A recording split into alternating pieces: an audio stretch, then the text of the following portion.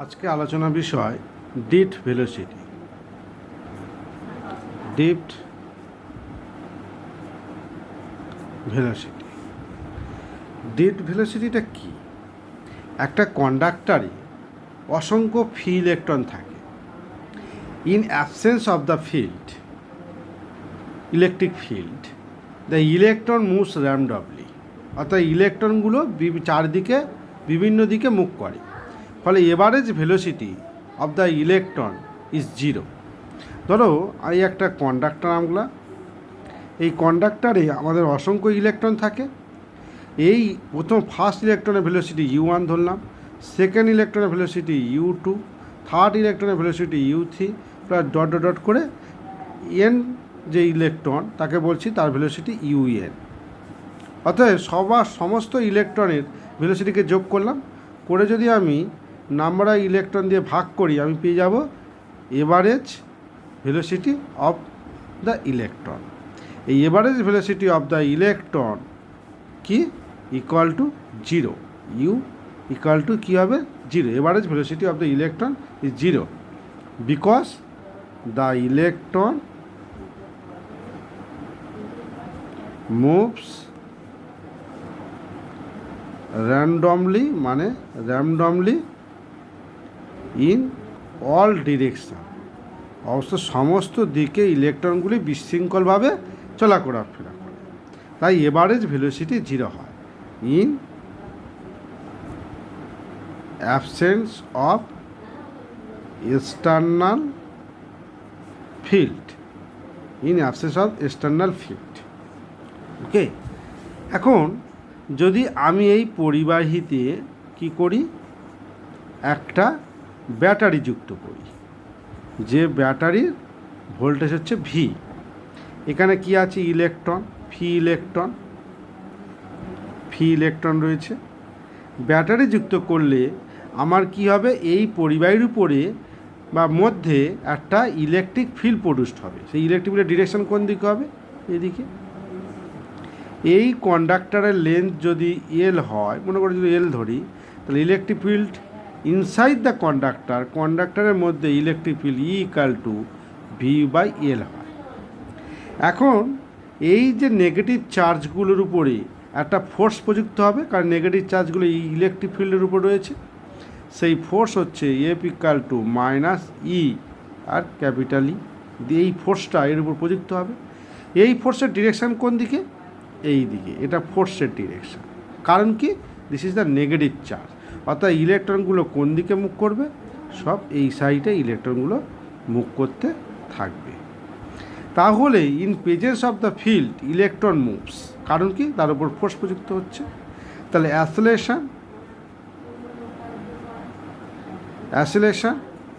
Of each electron, প্রত্যেকটা ইলেকট্রনের তাহলে অ্যাসিলেশন কত হবে? অ্যাসিলেশন হবে A ইকাল টু ফোর্স পার মাস। ফোর্সটা কত? -e capital E /m। এই অ্যাসিলেশন অর্থাৎ ত্বরণ, প্রত্যেকটা ইলেকট্রন এই ত্বরণে মুভ করবে। ওকে, অতএব প্রত্যেকটা ইলেকট্রন যদি এই ত্বরণে মুভ করে, তাহলে ইলেকট্রনগুলোর তাহলে পরিষ্কার হয়ে গেল ইলেকট্রনটা ভেলোসিটি রয়েছে। অতএব in presence of external field, the electrons moves in a particular direction. ইলেকট্রন একটা পার্টিকুলার ডিরেকশনে মুভ করবে। So electron gain an average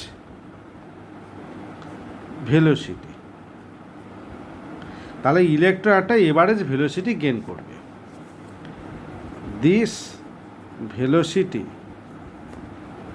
is known as ডিট ভেলোসিটি। তাহলে বিষয়টা কি হলো? ইলেকট্রন একটা এভারেজ ভেলোসিটি গেইন করবে, আর সেই ভেলোসিটিকে বলবো ডিট ভেলোসিটি, যাকে আমরা VD বলে থাকি। ওকে, এখন এই এভারেজ ভেলোসিটি ক্যালকুলেশনটা কেমন হবে? এখন মনে করো যখন ইলেকট্রনগুলি মুভ করছে, তখন ইলেকট্রনগুলি নিজেদের মধ্যে একটা সংঘর্ষ করে। এই একটা ইলেকট্রন এ বিন্দু থেকে সে মুভ করতে শুরু করেছে, মনে করো এখানে এসে একটা ফার্স্ট কলিউশন করলো, প্রথম সংঘর্ষ করলো অন্য একটা ইলেকট্রনের সঙ্গে।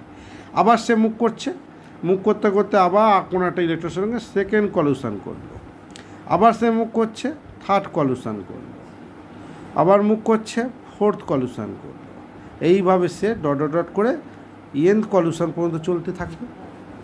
তাহলে ফার্স্ট দুটো কলিউশনের মধ্যবর্তী সে একটা ডিস্টেন্স কভার করেছে, আর এই ডিস্টেন্স কভার করতে গিয়ে সে একটা টাইম নিয়েছে, সেই টাইমকে বলছি τ1।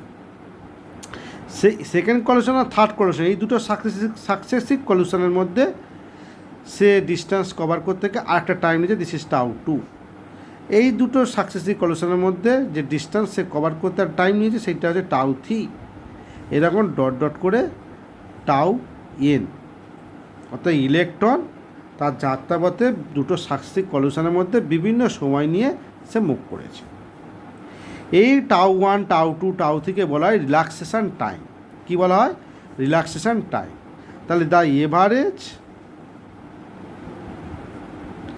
টাইম,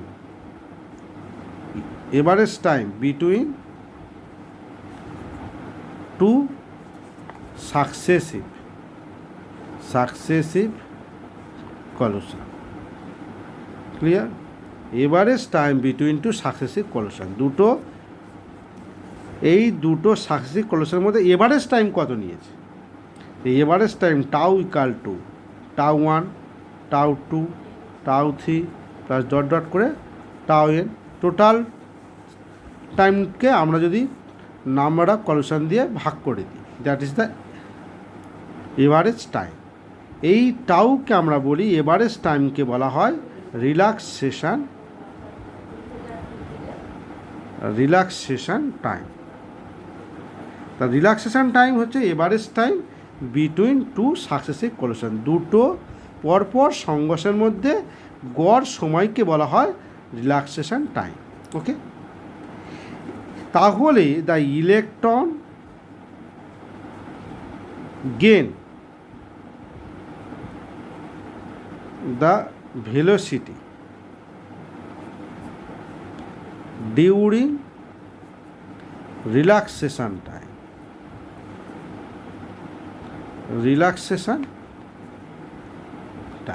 অর্থাৎ এই রিল্যাক্সেশন টাইমের মধ্যে ইলেকট্রন কত ভেলোসিটি সে গেন করে, সে ভেলোসিটি ভি ইকুয়ালটা আমি কী লিখতে পারি? তাহলে u plus a tau, u plus at, সেটা ফর্মুলা বসানো। এখন ভি ইকাল টু ইউ কি জিরো দেয়, জিরো, ইউ জিরো, কারণ initial velocity of the electron zero. দেখো, initial velocity of the electron zero কখন?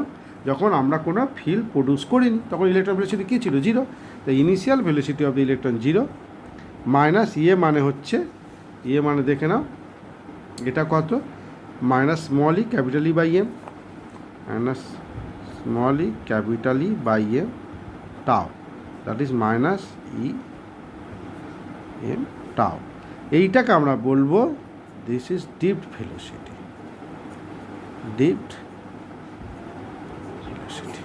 তার ডিপড ভেলোসিটি কী হলো?